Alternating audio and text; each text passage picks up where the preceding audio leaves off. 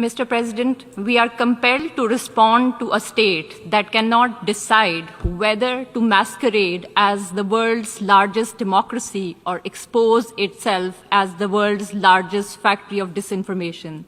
Year after year, India drags its bundle of recycled falsehoods to this forum, but let me set the record straight. India has become the only country that practices state-sponsored terrorism as policy at home and abroad. Its hypocrisy is well exposed. It cannot hide anymore its aiding, abetting, and financing of terrorism in Pakistan, its covert terrorist networks across the region and the globe, and its reign of terror in Indian-occupied Jammu and Kashmir. Through its proxies like TTP, BLA, and Majid Brigade, Indian-sponsored terrorism has not just claimed lives of thousands of innocent civilians in Pakistan, it has turned places of worship, learning, and livelihood into sites of carnage. Pakistan's sacrifices in the global fight against terrorism have for long been recognized by the international community. This forum certainly needs no sermon from an aggressor, occupier, and perpetrator of state-sponsored terrorism. Pakistan not only condemned, but also called for credible, impartial, and independent investigation into Pahalgam incident. If India had nothing to hide, it should have agreed to such investigations.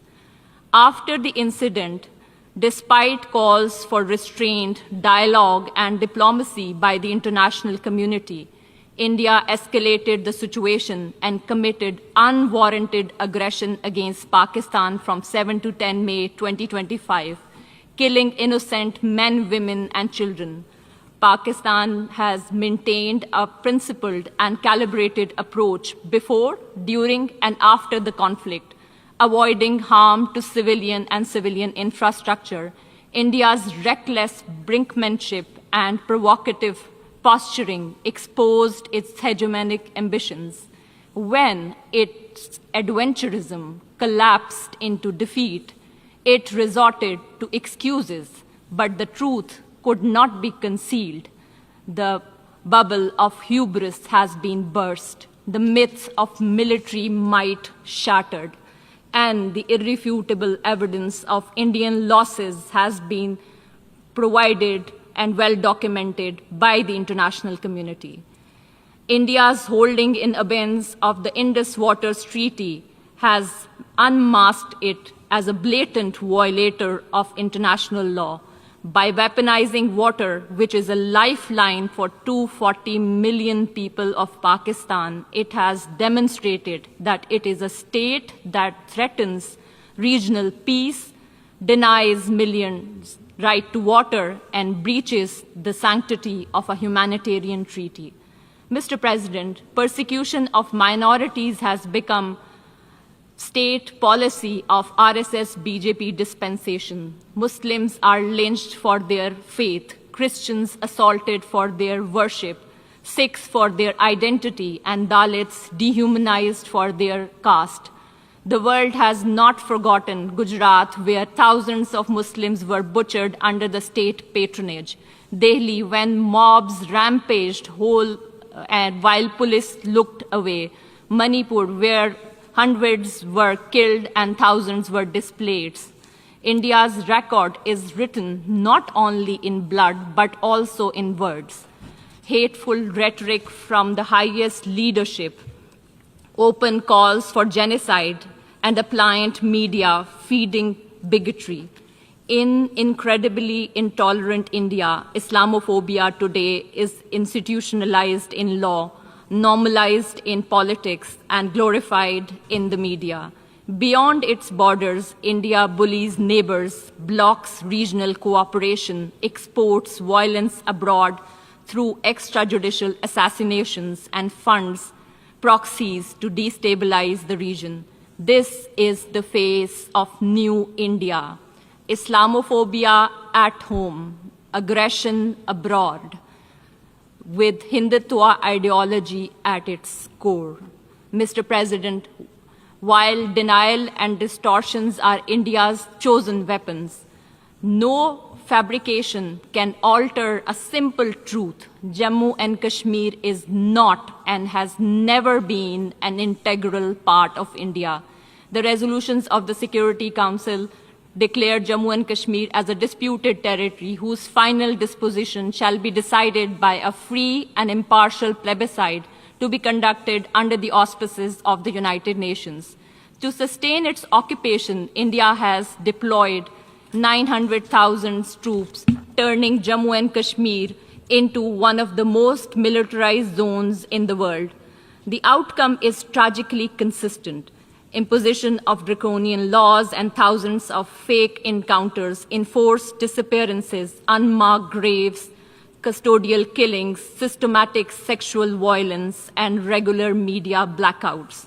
Since 5 August 2019, India has accelerated its settler colonial project through unlawful demographic engineering in a territory where decolonization remains unfinished. Mr. President, unlike India, Pakistan is committed to peaceful coexistence, mutual respect, and regional stability. But we have made it absolutely clear India has no license to violate our territorial integrity and sovereignty and kill innocent civilians. If aggression is imposed on us, we will respond, and we do that with courage, resolve, and strength, as we did in Operation Banyanul Marsoos. Pakistan will continue to expose India's hypocrisy, its occupation, double standards, denial of human rights to the Kashmiris, and its disinformation war. We will not let hollow rhetoric distract from the core issue. The people of Jammu and Kashmir deserve justice, dignity, and freedom by exercising their right to self-determination, and they shall have freedom one day. I thank you. Mr. President, this assembly witnessed absurd theatrics in the morning from the Prime Minister of Pakistan, who once again glorified terrorism that is so central to their foreign policy. However, no degree of drama and no level of lies can conceal the facts. This is the very same Pakistan which, at the UN Security Council on 25th April 2025, shielded the Resistance Front, a Pakistani-sponsored terror outfit, from the responsibility of carrying out the barbaric massacre of tourists in the Indian Union territory of Jammu and Kashmir. Mr. President, a country long steeped in the tradition of deploying and exporting terrorism has no shame in advancing the most ludicrous narratives to that end.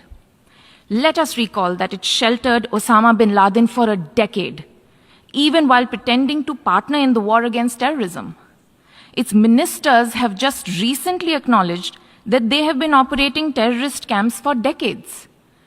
It should come as no surprise that once again this duplicity continues, this time at the level of its Prime Minister.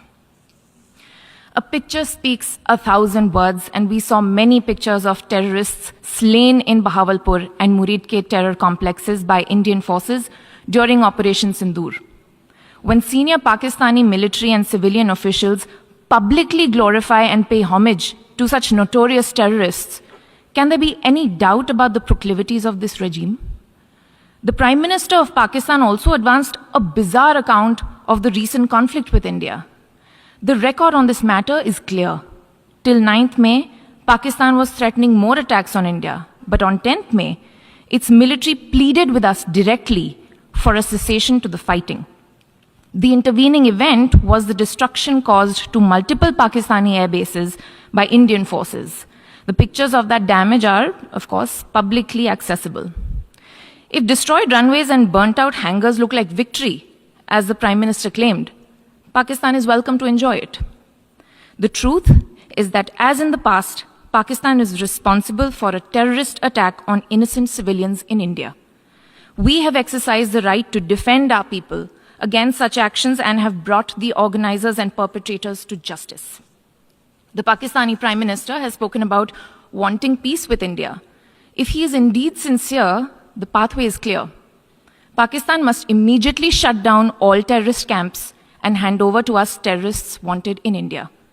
It is also ironic that a country which wallows in hate, bigotry, and intolerance should preach to this assembly on matters of faith. The political and public discourse of Pakistan reflects its true nature. Clearly, a look by them at the mirror is long overdue. Mr. President, India and Pakistan have long agreed that any outstanding issue between them will be addressed bilaterally.